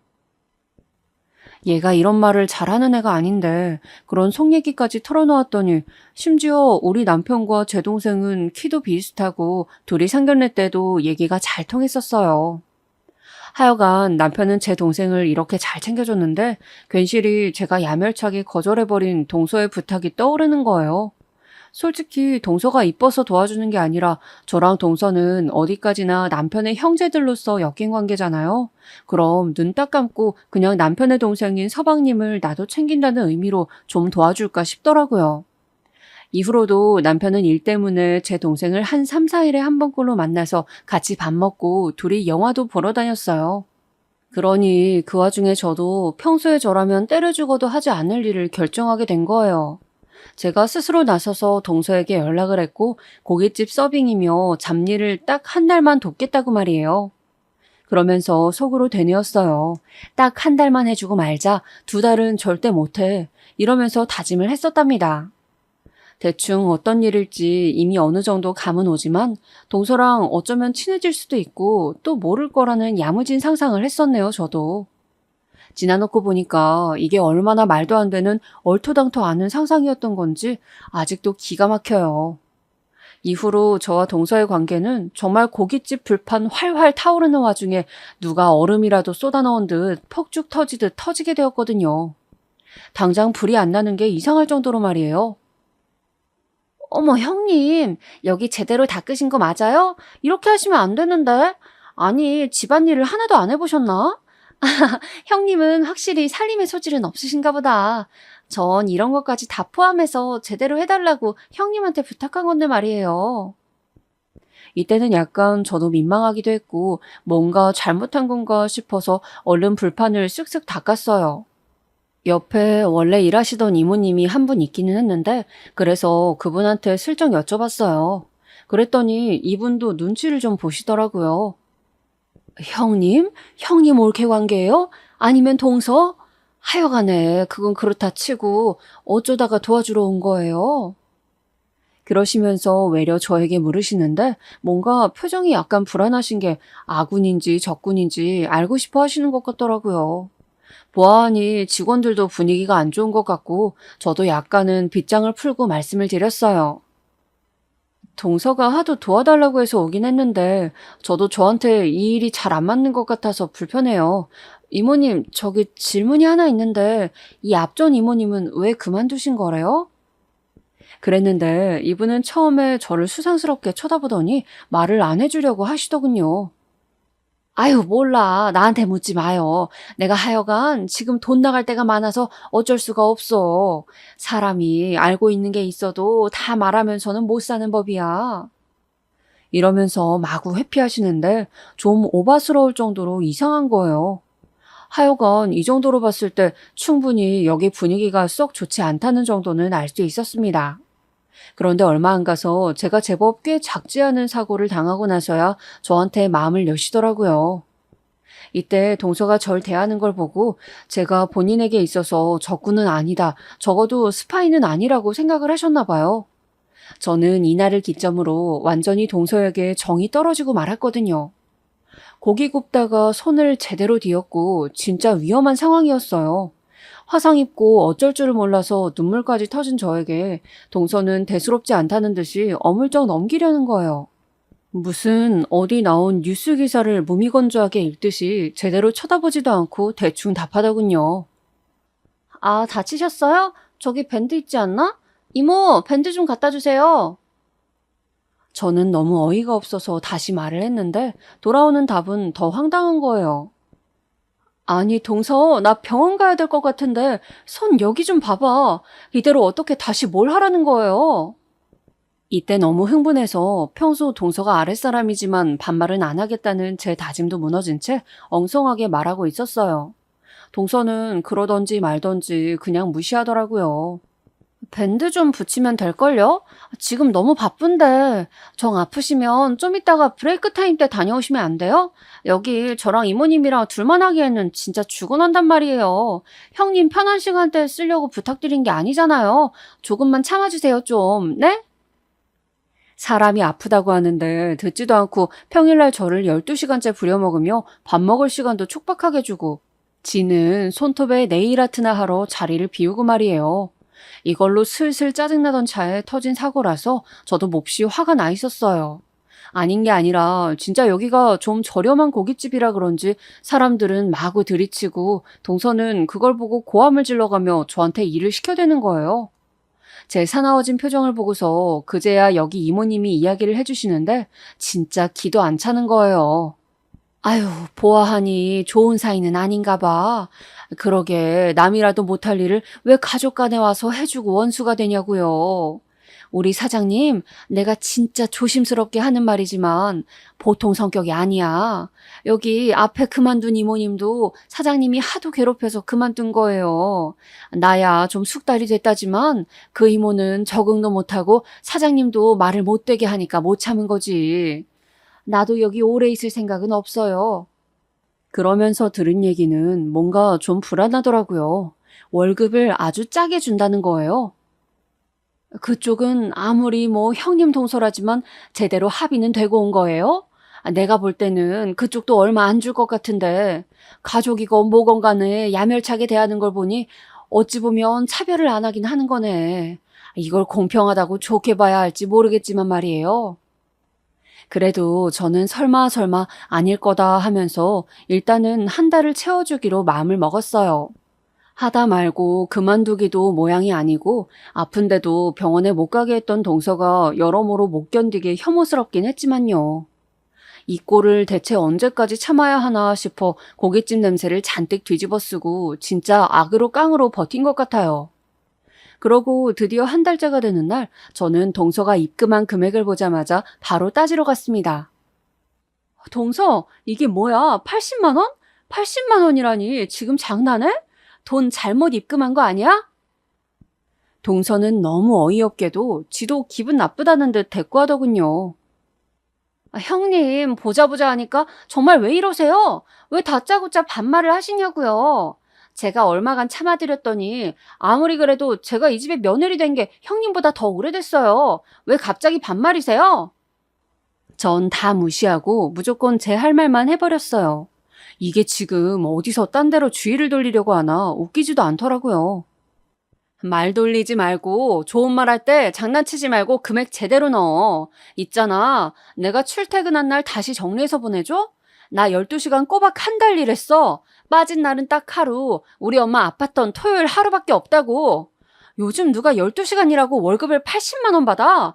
고등학생도 이렇게는 안 받아. 지금 장난하자는 거야? 그러자 동서는 여전히 고자세를 취하면서 제 눈도 안 보고 계산대만 보고 답을 하는데 진짜 등짝을 세게 한 대 갈기고 싶더라고요. 아, 참. 계산을 이상하게 하시는 건 형님이잖아요. 그러게 누가 일을 그런 식으로 하래요? 저도 돈 없이 장사하는 사람이에요. 그 정도면 많이 쳐드린 거죠. 세상은 다 경력직 쓰는데 전 생짜 신입인 형님 데려다가 썼잖아요. 고등학생 어쩌고 하시는데 솔직히 걔네 데려다 놓아도 형님보단 일 잘해요. 암튼 그만 시끄럽게 구시고 나가세요. 장사해야 된다고요. 이러면서 저를 그냥 나가란 식으로 몰아가는 거예요. 참다 못해 저는 소리를 대판 질러버렸고 그걸로 둘이 고깃집 앞에서 한 30분을 싸우댔어요. 너무 치사하고 웃겨 죽겠는 게 동서는 이걸 갖다가 저희 어머니한테 아주 잔머리 굴려가면서 일러바쳤더라고요. 집에 와서 씩씩대고 있는 저에게 곧장 어머니로부터 전화가 걸려왔어요.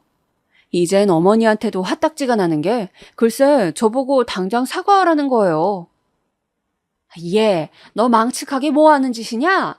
도와주러 갔으면 곱게 도와주고 갔어야지. 애 바쁘고 정신없다는데 가서 일도 아주 허투루 했다면서. 너 때문에 본 손해가 한두 푼이 아니라더라.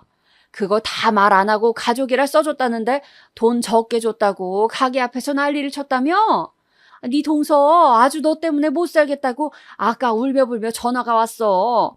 너 때문에 보통 손해를 본 게 아니라고. 동네 장사인데 손님들 앞에서 대판 싸우고 아주 개망신을 당했다더라. 당장 전화해서 사과해. 와, 정말 미치고 팔짝 뛰고 환장을 하겠더라고요. 이 일에 대해서 남편에게 말을 했더니 남편도 많이 놀란 모양이었어요. 본인도 평소 자기 동생의 부인인 동서가 자기를 약간 무시하는 듯한 언행을 하는 걸 알고는 있었거든요. 나는 재수 씨가 아니 평소에도 썩 좋게 생각하진 않았지만 당신한테도 그렇게 했단 말이야?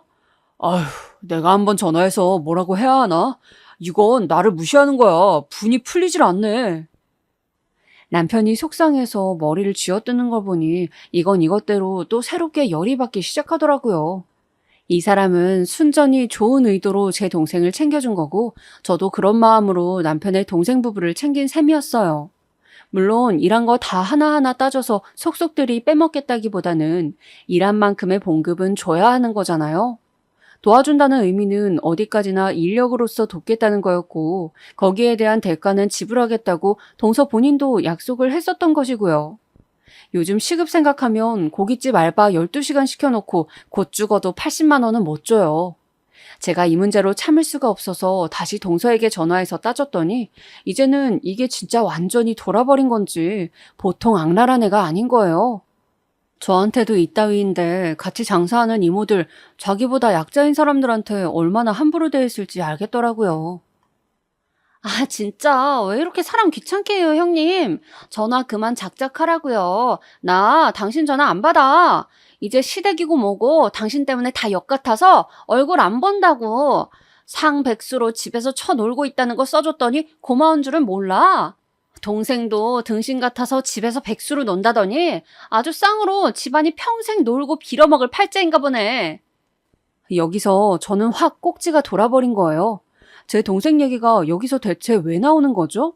그리고 이런 류의 험담을 누가 했길래 동서는 저 따위로 알고 답하는 거냐고요. 동서 지금 뭐라고 했어? 내 동생 얘기한 거야? 지금 정신 나갔어? 아, 시끄러워요. 그럼 그쪽 동생이지 뭐긴 뭐야. 따질 거면 어머님한테 따지던지. 끊어요. 이러면서 전화를 확 끊는데 정말 쫓아가서 머리채를 잡고 싶은 심정이었어요. 이쯤 되면 대상이 어머니인지 동서인지도 저도 잘 분간이 안 되더라고요.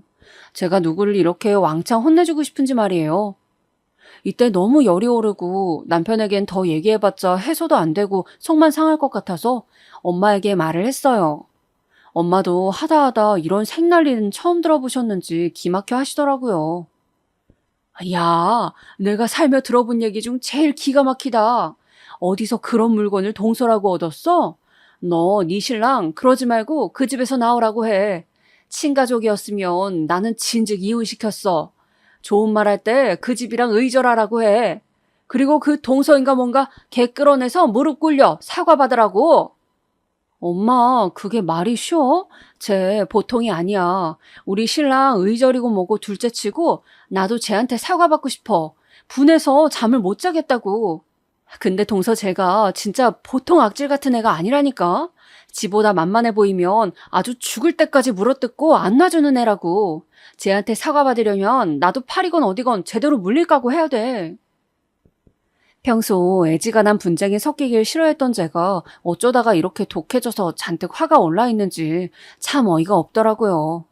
순간순간 동서가 했던 말, 그 한 달간의 시간 동안 밀착해서 저를 쪼던 걸 생각하면 몇 번이나 쫓아가서 따진다 해도 부족했어요. 근데 엄한 인간 때문에 이러다가 저만 심각하게 화병 걸릴 것 같더라고요. 게다가 사람이 건드릴 게 따로 있지 가족을 건드려요? 평소 어머니도 얼마나 제 친정에 대해서 뒤에다 대놓고 동서한테 뒷담을 했으면 동서가 아예 대놓고 제 앞에서 우리 가족을 욕받겠어요? 내 동생을 가지고 저 따위로 비과대고 백순이 등신이니 말을 한 건 전 참을 수가 없었어요. 그런데 애지간한 방법으로는 도저히 동서를 연맥일 방법을 못 찾겠더라고요. 하지만 사람은 누구나 어딘가에서 방법을 찾고 제 경우에는 이게 시기적으로 그리고 당시 엄마의 이런저런 타이밍상 맞아떨어지긴 했던 것 같아요. 그게 아니라도 나중에 어떻게든 악을 쓰고 방법을 찾기는 했겠지만 여러모로 엄마 덕에 시기가 빨라졌답니다. 다름 아닌 엄마가 이전부터 눈여겨봐두던 건물이 있었거든요. 근데 그쪽이랑 계약이 잘 안 되어서 엄마가 여러모로 속상해하시던 판에 저희 시댁 부근에 있는 도로변 건물들도 좀 보고 계셨어요. 사실 그렇다고 해봤자 엄청나게 큰 건물은 아닌 거로 엄마가 노후며 이것저것 계획해서 짜둔 것과 적당히 맞아떨어지긴 하더군요. 이후로는 흥정도 필요하고 여러모로 머리를 굴릴 필요가 있었지만 말이에요. 저는 이쪽으로는 생각을 안 해봤는데 불현듯 갑자기 엄마가 먼저 말씀을 꺼내오셔서 너무 놀랐어요. 윤희야, 우리 거기 건물 사야겠다. 내가 보니까 거기 전망이 지금은 그럭저럭이어도 이후로 나쁘지 않아. 이참에 사버려. 마음이야 저도 어서 물먹이고 싶은 생각이 컸지만 아무리 말이 그렇대도 엄마의 일정 재산이 걸려있고 여러모로 신중해야 하잖아요. 그래서 저도 생각만 하고 있던 차에 엄마가 몇 번을 같이 알아보러 다니자고 하시니 함께 움직이게 되었답니다. 그런데 의외로 그 건물을 선택하는 수단이 썩 나쁘지는 않은 거예요. 결국 그렇게 해서 알아보던 차에 우리는 비밀리에 그 고깃집 건물주를 만나보게 되었어요. 엄마야, 이쪽 부동산들은 워낙 다 섭렵하고 계신 거로 그리 어렵지 않게 자세한 정보들을 들어보게 되었어요. 저도 중간중간 거기서 일할 때 동서가 푸념하던 소리들도 들었었고 말이에요. 근데 진짜 안에서 새는 바가지가 밖에서도 샌다고 동서는 어딜 가나 이미지가 안 좋더군요. 건물주 아줌마가 보기에도 영 아니었나 봐요. 아, 그 새댁. 하긴 이제 새댁도 아니지. 결혼한 지 좀 되지 않았나? 하여간 거기 친정엄마가 아주 쌈딱이야. 내가 그거 못 이겨가지고 몇 번을 끌려다녔어. 우리야 이번에 딸내 이사 갈 일도 있고 따로 크게 돈 들어갈 일 있어서 넘길 생각이긴 한데 하여간 이러나 저러나 그 고깃집이랑은 계약 연장 안 하고 싶더라고. 글쎄 몇 번이나 월세도 안 내고 밀리기도 하고 지 분리할 때만 살갑게 굴어대. 어떤 때는 나한테 전화해서 부모도 없는 자식 마냥 엄청 대들기도 했다니까. 듣자 하니 정말 최악인 게 1층 고깃집을 쓰는 동서는 그 바로 2층인 2층 사무실이랑도 짜고서 건물주를 몰아몰아 속이려고 했던 적이 있었나 봐요. 주차 공간도 지들 멋대로 쓰고 고깃집도 지저분하게 써가지고 벌레들도 많아지고 그 방역도 그대로 건물주한테 돌리고 엉망진창이더라고요. 꼴에 또 여기서 장사 좀 했다고 고정 손님들 있다고 아주 박박 악을 쓰더라고. 뒷단에는 연장이 아주 당연한 건 줄 아나 봐. 누가 보면 이 건물 지 건 줄 알겠더라고. 이쯤 되니 엄마랑 저는 더 결심이 확고해졌고 비밀리에 건물을 구입하기에 이르렀어요. 동선에 역시 계약 연장 얘기를 당연한 듯 알고 굳이 꺼내지도 않았고 주인도 건물 팔까 말까 고민 중이던 차이고 서로 괘씸해 하는 차라 얘기는 안 나왔었나 봐요. 그런 사이에 저와 우리 엄마가 껴서 이 건물을 사게 된 거고요. 사실 이렇게 사서 넘어가게 되기까지도 한 반년 넘게 진행되긴 했는데 그 사이 동서는 주제에 인테리어도 좀 했더라고요. 집단에는 당연히 재연장하면서 해먹을 생각이 있으니 그런 계획을 깜찍하게 세운 걸 거예요.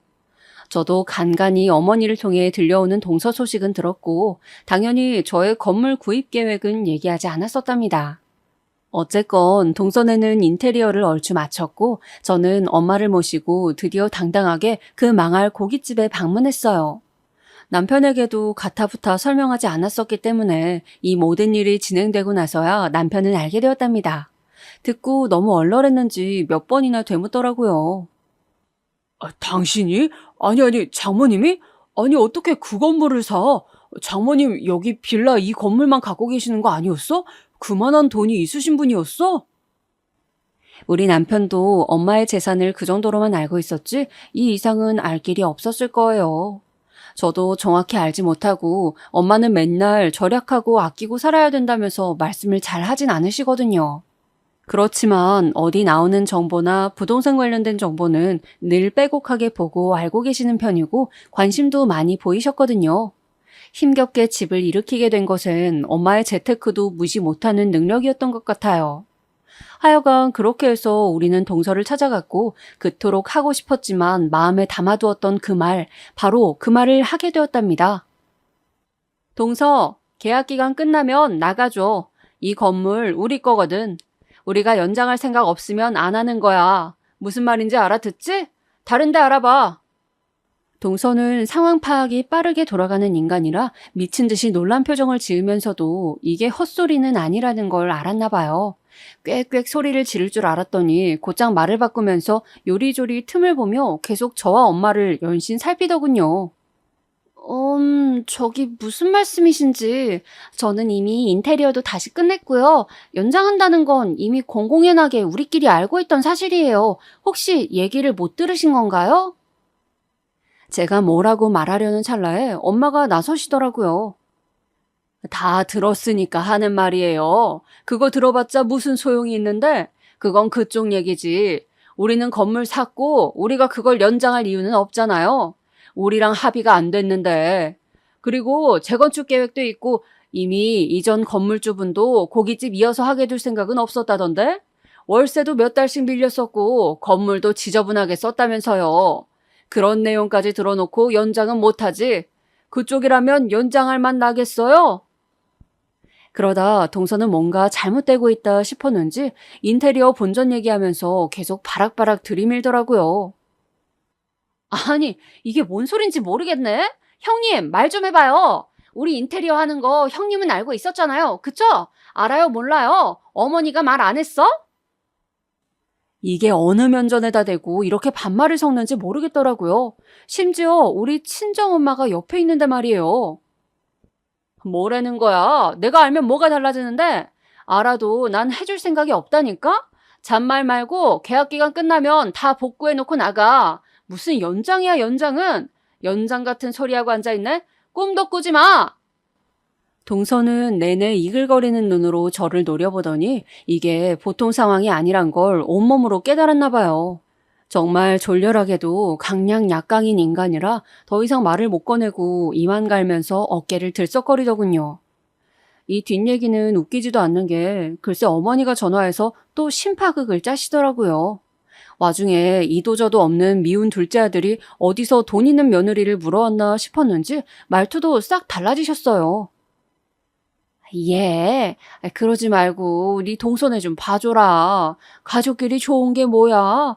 너무 그렇게 야박하게 용돈이니 뭐니 그 가게 연장도 꼭 그럴 필요는 없잖니. 네가 화가 많이 났다는 건 알겠다. 듣자 하니 쟤도 그러더라고. 자기가 형님을 서운하게 한 것 같다고 말이야. 뭐 때문에 그렇게 화가 났는지 모르겠다만 그러지 말고 좀 봐줘라, 어? 저는 이 말에 동서보다 어머니한테 더한 화를 쏟아내게 되더군요. 생각해보면 동서도 미친 듯이 싫지만 이 모든 논쟁에 기반을 깔아준 건 어머니니까요. 어머니, 진짜 웃기지 좀 마세요. 저 진짜 지금 엄청 참고 있는데 더 불지르시는 거예요? 어머니가 동서한테 제 친정동생 험담하셨죠? 등신이네, 백수네. 그 소리 정말 순진하게 동서 혼자 한 생각 맞아요? 둘이서 얼마나 저를 뒤에서 씹어댔으면 동서가 제 면전에서 그딴 소리를 해요? 지금 똑바로 말하세요. 어머니가 그렇게 욕하신 거예요? 아니면 동서 혼자 그런 거예요? 동서가 그런 거면 동서만 머리채를 잡을 것이고 어머니가 제 동생 욕하신 거면 우리 엄마 가만 안 있겠대요. 지금 빨리 똑바로 말하세요. 네? 이 말에 어머니는 지금 현재까지 한 통의 연락도 없다는 게 믿어지시나요? 이날 전화를 황급히 끊어버리더니 일체 연락이 없어요. 동서는 싹싹 빌고 별 구질구질한 모습을 보여가며 곧 죽어도 자기는 어머니가 욕한 걸 잘못 전한 것뿐이라고 하더군요. 그러거나 말거나 저는 동서네를 내보냈고 시댁과는 이걸로 거의 인연이 끊어지다시피 하게 되었어요. 남편도 듣고 나니 자기도 뭘 어쩔 수 없었나 봐요. 엄연히 친가족이 아니기도 하고 자기도 여러모로 질려 있었고 또 이렇다 싶게 자를 계기가 없었을 테니까요. 동서는 그렇게 피도 눈물도 없이 정리해서 쫓겨난 뒤로는 이제 일체 연락을 하지 않아요. 그걸로 완전히 끊어내고 차단하기까지 진짜 별 못 볼 꼴을 다 보긴 했지만 그러고도 분이 풀리질 않더라고요. 제 동생까지 모욕한 걸 보면 진짜 더 못 괴롭혀준 게 아쉬울 정도예요. 하여간 엄마는 그냥 본인 기준에 적당히 합당한 건물을 찾은 것으로 만족하자며 있자고 하시지만 저도 이렇게 한 텀 넘기고 나니 결혼이란 참 어려운 것이란 생각이 새삼 들어요. 남편에게야 아무런 죄도 없고 완전히 그 집에서 끊어져 나오다시피 했으니 그나마 저에겐 다행이란 생각이 들지만 말이에요. 살면서 제가 누군가랑 그렇게 철천지 원수가 될 거라고 생각은 안 해봤는데 이렇게 매이는 관계도 있더라고요. 하여간 어찌되었건 저도 쓰면서 생각해보니 그냥 잘 되었다고 결론을 내리려고 해요. 이제 원래대로 저는 제 삶에 집중하면서 잘 살아가야겠어요. 여러분들도 건강하시고 그럼 안녕히 계세요.